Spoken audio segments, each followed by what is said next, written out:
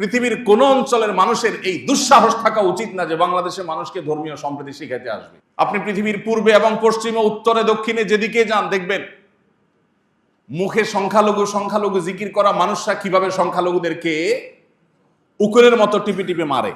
পশ্চিমারা দেখবেন সংখ্যালঘু সংখ্যালঘু জিকির শোনায় আমাদেরকে। ওদের ওখানে মুসলমানরা কেমন আছে একটু খোলা খোঁজ খবর নিয়ে দেখেন। ওই দেশে থাকা মুসলমানদের থেকে খবর নেন যে তোমরা কেমন আছো, মসজিদে আজান দিতে পারো কিনা, মন চাইলে একটা মসজিদ খুলতে পারো কিনা। অথচ আমার এদেশে খ্রিস্টানরা তাদের ধর্ম পালন করছে, হিন্দুরা তাদের ধর্ম পালন করছে, মুসলমানরা পারলে তাদের সম্প্রীতি দিচ্ছে, পারলে পাহারাদারি করছে তাদের মন্দির যাতে হামলার শিকার না হয়। এটা সেই দেশ। এদেশের মানুষকে এই সেকুলারিজম গিলায়া ওই ট্যাবলেট খাওয়াইয়া আমাদেরকে মানুষ বানানোর প্রয়োজন না। আমরা আগে থেকে মানুষ আছি আলহামদুলিল্লাহ।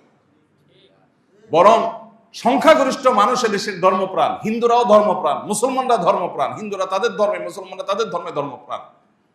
অতএব রাষ্ট্র পরিচালনার যে মূল সংবিধান, সেই সংবিধানে যদি ধর্ম বিশ্বাসের প্রতি শ্রদ্ধাবোধ থাকতো তাহলে এদেশের ধর্মপ্রাণ মানুষদেরকে রাষ্ট্র অন করত, তারা রাষ্ট্রকে অন করত এবং রাষ্ট্র অনেক বেশি এগিয়ে যেতে পারত। 24-এর এই পরিবর্তনের পেছনেও আপনারা জানেন যে এদেশের ধর্মপ্রাণ মানুষদের কি পরিমাণ অবদান আছে।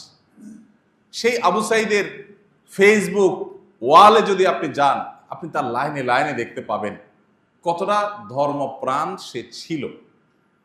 এভাবে একটা একটা করে আপনি যদি দেখেন, অগণিত মাদ্রাসার ছাত্ররা এখনো তাদের চোখ নাই, হাত নাই, পাও নাই, তারা হসপিটালের বেডে কাতরাচ্ছে।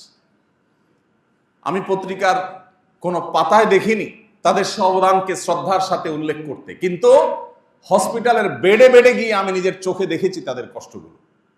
আপনি এখনো গেলে অনেক জায়গায় দেখতে পাবেন। সে 71-এ যা হয়েছে এখনো যেন আবারও সেটা না হয়, আবারও যেন আমাদের চেতনাকে যেন হাইজ্যাক করা না হয়। এই জন্য আমাদেরকে একটু সজাগ থাকতে হবে। এই নতুন বাংলাদেশ গড়ার যে সংকল্প বা স্বপ্ন দেখছে তরুণরা, আমরা তাদের জন্য দোয়া করি, আল্লাহ তাদের সেই স্বপ্নকে বাস্তবায়ন করার তৌফিক দান করুন। শোষণের হাত থেকে আল্লাহ আমাদের প্রিয় মাতৃভূমিকে মুক্ত করুন। আমাদেরকে যেন কোনো ক্ষমতাসীন শক্তিরা যেন শোষণ না করে। আমরা যেন এমন কিছু নেতা পাই, এমন কিছু মানুষ পাই, তারা কারা হবে আমরা জানি না। আল্লাহ যাদেরকে দিয়ে এদেশের মানুষের নসিবে ভালো কিছু দিবেন, আল্লাহ তাআলা তাদেরকে আমাদের জন্য উপযুক্ত হিসেবে কবুল করে নিন।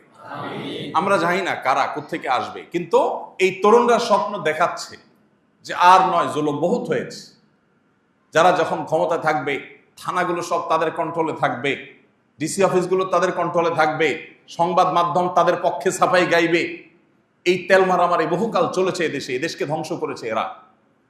আমরা প্রকৃত বাস্তবতাকে তুলে আনতে চাই। এই জন্য এই নতুন বাংলাদেশ গড়ার ক্ষেত্রে বিশেষ করে আমি যেটা বলেছিলাম, সামান্য কিছু মানুষ যারা 1%ও না, এদেশের রাষ্ট্র থেকে ধর্মকে আলাদা করে ফেলা হোক, রাষ্ট্র থেকে ধর্মকে দূরে ফেলা হোক, এই বিশ্বাসে এদেশের কত 50% মানুষ আছে, 10%। একটা অবাক করা বিষয় কি জানেন, এই জনগণের চেতনা বলে জিগির করা পাবলিককে যদি বলেন যে একটা গণভোট দেন, এরা মরে যাবে, কোনোদিন গণভোট দিবে না। কারণ গণভোট দিলে এরা জানে যে এদেশের ধর্ম, বর্ণ, দল, মত নির্বিশেষে সকল মানুষই ধার্মিক। এদেশে হিন্দুরাও ধার্মিক, মুসলমানরাও ধার্মিক। ধর্ম বিযুক্ত বা ধর্ম মুক্ত সংবিধান এটা এদেশের মানুষ চায় না। আমরা শুধুমাত্র মুসলমানদের কথা বলছি না, আমরা বলতে চাই যে আমাদের সংবিধানে এমন কোন ধারা, উপধারা যদি থাকে যেটা এদেশের মানুষের ধর্মীয় এবং সামাজিক মূল্যবোধের পরিপন্থী, তাহলে সেটা অটোমেটিক বাতিল হতে হবে। এই যে ধর্মীয় মূল্যবোধের পরিপন্থী হলে বাতিলের কথা বলেছি, এখানে আমি ইসলামিক মূল্যবোধ শুধু বলিনি।